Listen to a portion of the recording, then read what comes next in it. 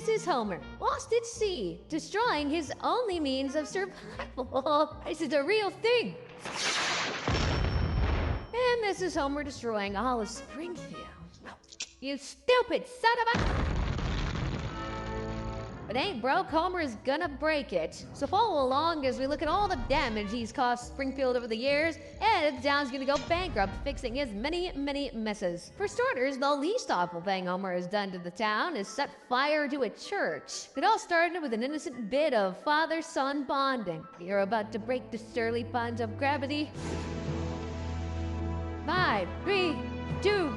Well, like a lot of things Homer gets involved with, things start to go pretty bad pretty fast, and the rocket starts to veer off course. But never fear, Homer is here. Now it's heading for the church. I planned for this.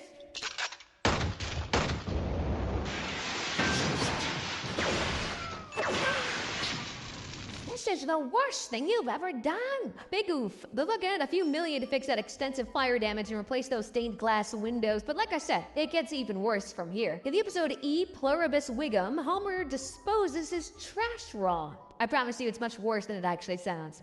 Dispose of trapper. No, for a victory cigar. Thank you. Hold on just one second, I gotta ask. Who in their right mind throws a lit match in a garbage bin? Best case scenario, you start a fire. Worst case scenario...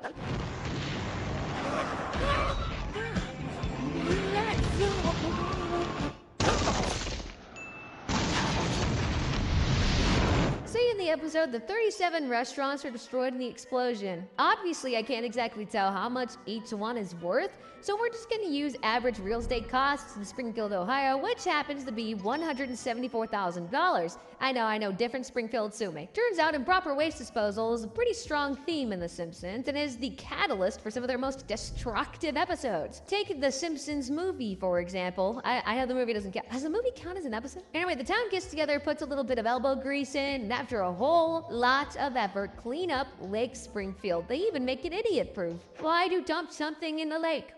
Okay.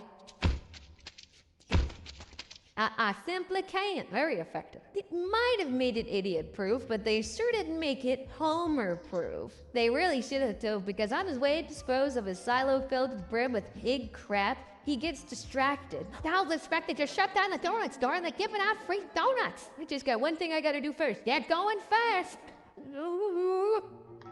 The allure of free donuts was simply too strong for this man to ignore, so he chose to abandon disposing of his toxic pig waste properly and took a quick detour to the freshly cleaned lake.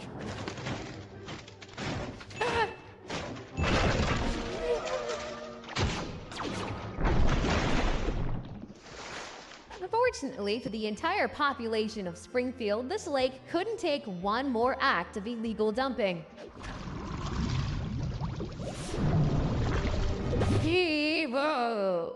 Right, guys! Lake Springfield is well and truly screwed, and that's pretty much the catalyst for the rest of the movie. The contamination's so bad the town gets domed, everyone almost starves to death, and yada yada yada. The important part is the decontamination. Cleaning up that lake is gonna cost a pretty penny, as it did before, and they do clean up the lake. It's back to its mildly toxic state in later episodes. So how much did this cleanup cost? Well, let's compare Lake Springfield to the real-life Lake Apopka in Florida. The lake that experienced decades of agricultural runoff, industrial waste, and ecological damage. I think you can see the similarities. Well, it costs $200 to clean that one up, just like it's gonna cost Springfield. Next is the third time poorly dumped waste got Springfield into some financial trouble. It's the episode Trash of the Titans. The one where Homer picked a fight with the garbage men and it went great. You guys are the lousest garbage men ever. You trash-eating stink bags. What did you call it? Yeah, you call us trash-eating stink bags. I got in a fight with the garbage men and they're cutting off art servants. Well, great for the garbage men at least. Instead of apologizing to them, Homer decides to start a war. Alright, fine, you wanna fight with the sanitation people? Valid. But please tell me why they just start throwing their trash everywhere. It's like a scene from a post-apocalyptic movie out there. 3, 1... So the rats seem happy. Homer takes his feud to the next level and decides to run for the post of sanitation commissioner. An election he wins because the people of Springfield are just about as brain dead as Homer is. Of course, Homer is terrible at his new job, and in just 1 month his department is broke. So he comes up with a genuinely insane plan to fix his money problems. Get that beautiful garbage. They pay me to dump it in this old abandoned mine.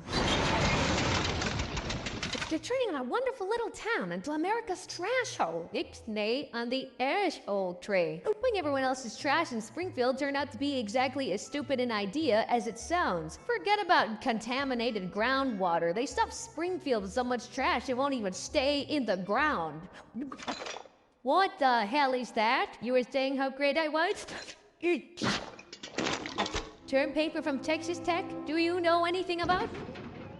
The town is screwed, it's a garbage apocalypse, and trash is pouring out of every orifice out there. So they come up with a solution about as insane as electing Homer Simpson in the first place, picking up the whole town and moving it SpongeBob Alaskan bullworm style. I believe it's come to this. Moving the whole town 5 miles down the road. It's crazy. Tempting, all right. If you need me, I'll be at Moe's. Hey, Mo. Hey, Homer. They left the old Springfield as nothing but a steaming trash pile. Calculating the sheer cost of moving the whole town almost gave you a fucking headache. You can move buildings, but moving a building costs anywhere from 15 grand to 200 grand, depending on the size of the building and other complications I'm not even gonna mention because I don't even really know. I'm gonna keep it on the high end because there are a few sizable buildings that cost way more than 200K to move or at least relocate, like the nuclear power plant or Mr. Burns' mansion for 2. And then there's just the sheer number of buildings to move. After considering Springfield's population of roughly 40,000 people and trends in the number of residential and non-residential buildings in American small towns, I estimate about 1,700 buildings in Springfield in total. So that'll chalk up to about $340 million to do, spent not cleaning up their town, but moving it 5 miles down the road. Yeah, I'm starting to see why they thought voting for Homer was a good idea. If you think that's bad though, I haven't even gotten to the kind of damage Homer does at work. I don't think anyone would disagree with me if I said Homer was bad at his job. He's like the last man that should be in charge of anyone's safety. Just ask his co-workers. But what is his job? Safety inspector? A man who by all rights should have been killed dozens of times by now?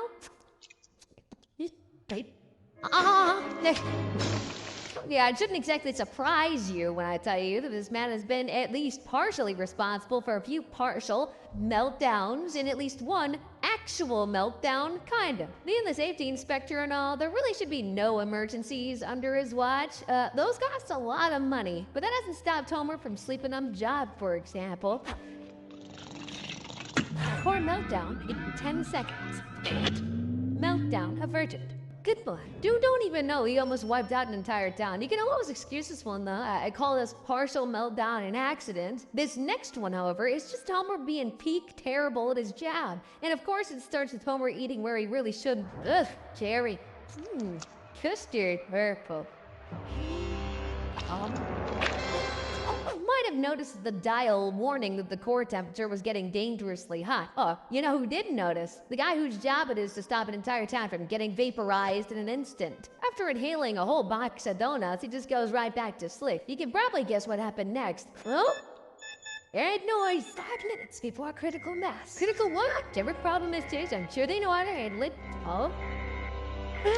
We're doomed.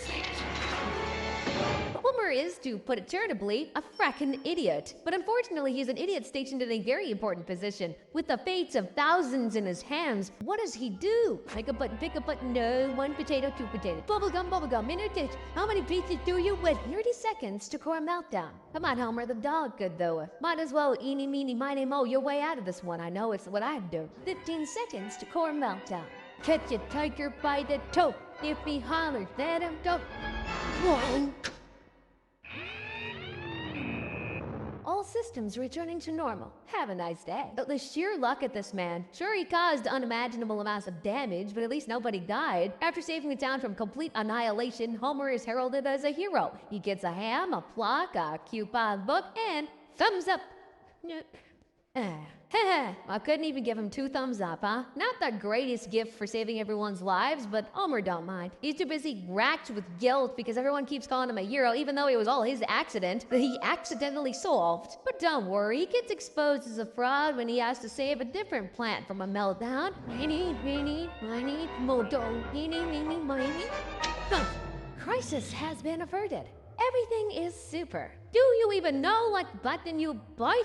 Sure, Mo. Hey, at least this one wasn't his fault. Side note, apart from the meltdowns, it's a miracle this man has stayed employed, considering the sheer amount of damage he's done to the place, especially to his workstation. In the episode Bart on the Road, Bart goes on the road. More like he uses a fake driver's license, takes a car, and ends up stranded in Knoxville. The look on Homer's face when he finds out gets me every time. Homer offers to fly Bart home, but Lisa doesn't want him to know that she's tattled. So Homer comes up with the next best idea. He's gonna order something, and Bart can deliver it along with his friends back to Springfield. But what can he order that's large enough to fit 3 children? We need to order a T437 safety command console. The computer shows your T437 is fully operational. Yeah, oh my god, oh god, no! Oh, this can't be happening. Sweet mother of mercy, I mean, have it sent care of Langdon Auger. Now, I'm no nuclear technician, but the internet tells me a high-tech machine like that coordinating the safety of a massive nuclear facility should go for about up to $20 million. Obviously, this isn't the only time Homer has abused this incredibly expensive piece of hardware. Just look at how he handles an emergency. You got a 513. A 513. Look at your control panel. Oh, 513. That's got it. Literally, how is this man still employed? Frank Grimes had a point. You know what? No, I got one better. How is this man still getting promotions? Especially when he does stuff like this at work. That work hard for the money. Always something, money. Come on, give me like do this. An employee Smith is promoting. Be fair, he was just slacking off. Didn't mean to set the place on fire. It was kind of an accident. Can't say the same about this next one, though. In the episode, Homer goes to college. Government inspectors show up to make sure Springfield's power plant is up to code. It isn't. The place is clearly falling apart. Hell, it's a miracle they're nuclearing any energy there. Part of the government inspection involves accessing the safety inspector. That's Homer, by the way. Or this is an exact replica of your workstation, going to simulate a power surge in core sector 8. What do I do?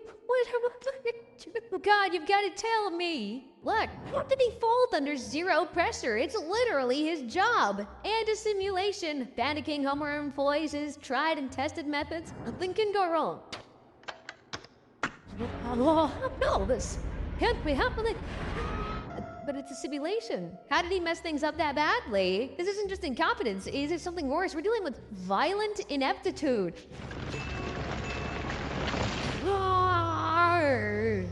Ooh, dense guy. Still not sure how he caused the meltdown. There wasn't any nuclear material in the truck. I mean, it wasn't a real meltdown, I guess. He did ruin that incredibly high-tech van in that parking lot, but he's not gonna have to pay $500 million for this one. I think Homer can't help but just be terrible at his job. In the episode King-Sized Homer, when he worked from home, he was still terrible at his job. Quick bit of context here. In this episode, Homer ate a bunch of food so he'd weigh 315 pounds. He did it so he'd be classified as disabled and he could work from home. You can almost see where he's coming from. I mean, he thought working from home would be like this. Here's your lemonade and here's your beer. When's your next coffee break?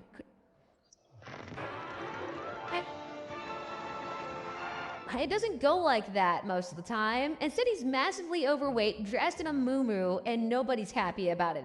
Oh, and he still sucks at his job, by the way.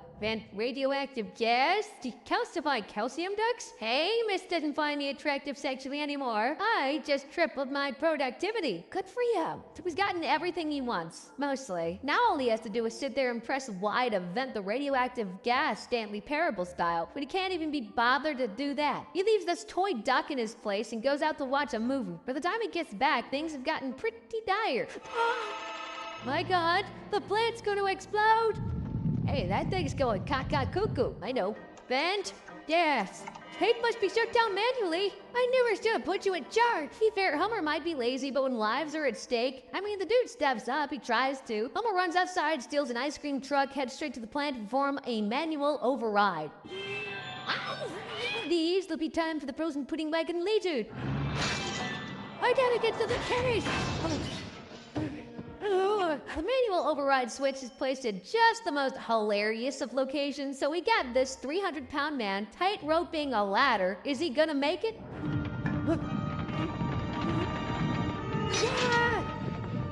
Stupid switch.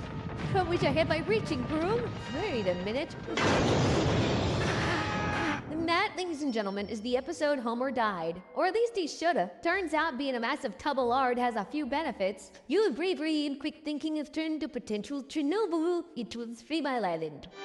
I think it's ironic that Dad saved the day. We'll have you out of there as soon as our tech boys get you decontaminated. How much is this one gonna cost? Well, you clearly heard Burns equate this nuclear emergency to 3 Mile Island, a partial nuclear meltdown back in 1979 that cost approximately $2 billion to handle. Imagine being so bad at your job that you cost someone $2 billion. But if you think that's the worst damage Homer has wrought on Springfield, I bring you the Family Guy Simpsons crossover. And if you remember from our Peter version of this episode, we kinda already covered this one. Specifically the part where Homer and Peter get into a fight. They punch each other all the way to the Springfield nuclear power plant.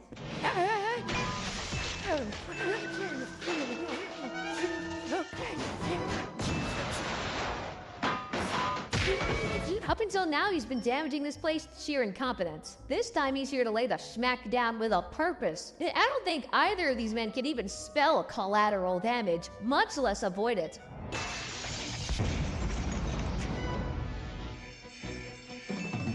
Uh-oh. Surprise, surprise, another partial meltdown, and this one looks way worse than the last one. Judging by the shoddy build quality of this place, it's no wonder it's constantly on the brink of exploding. And what's with the giant vat of nuclear waste just lying out in the open, by the way? Oh, it doesn't kill them. You know what they say, what doesn't kill you just makes you green.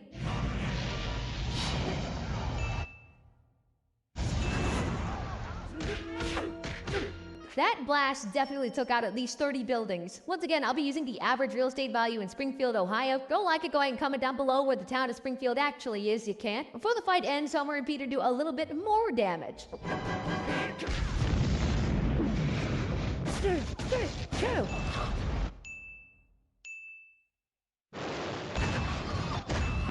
Damn it!